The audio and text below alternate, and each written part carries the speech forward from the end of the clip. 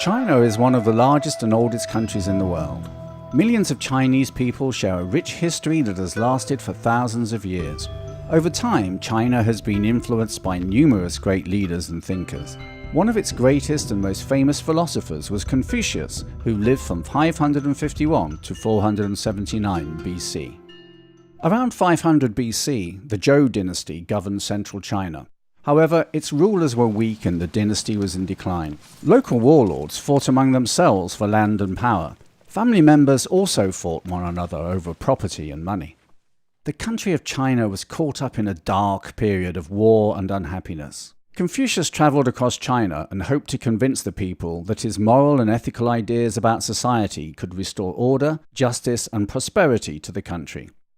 He believed that peace and harmony depended on having the correct and proper conduct in key relationships. For example, the relationship between a parent and child, or between ruler and subject. Unfortunately, the leaders of the day were warlords. They didn't govern their lands by forming positive relationships with their subjects the way Confucius taught. As a result of this and other issues, the Zhou dynasty continued its decline. Eventually, Confucius retired and focused on teaching his disciples or followers. After his death, his disciples developed and expanded his ideas through the centuries. Finally, 300 years after Confucius died, the Han dynasty adopted his philosophy as its official government policy. Confucianism became an important part of the Han dynasty as well as others, and his ideas still influence China today.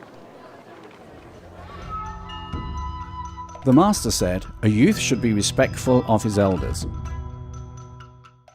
The respect that young people show towards the elder members of their family is still an important aspect of Chinese life today. Several generations of family members often live and work together. Most children are expected to follow their parents' wishes and do what is best for the family. Traditionally, sons carry on the family name and support their parents when they are older and require care. The master said, "Is it not pleasant to learn with a constant perseverance and application?" Confucius felt learning should be a pleasant experience and approached with joy. Nowadays, learning and education are still extremely important to the people of China.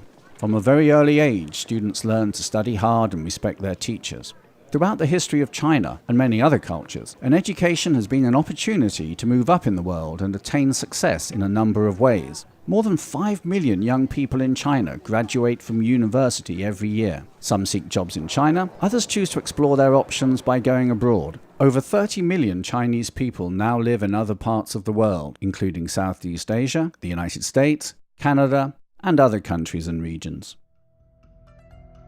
Virtue is the root, wealth is the result. Confucius felt that if people were good and hardworking, they would become rich. Today, many Chinese people continue to work hard to build lives for themselves and their families. This reflects a fundamental principle that those who are dutiful and live in harmony with others will always prosper. Because Confucianism is often associated with China's past, many people aren't aware of its influence on present-day society. The 2,500-year-old philosophy was the center of Chinese civilization and culture for centuries. Some consider it to be at the very foundations of modern Chinese society.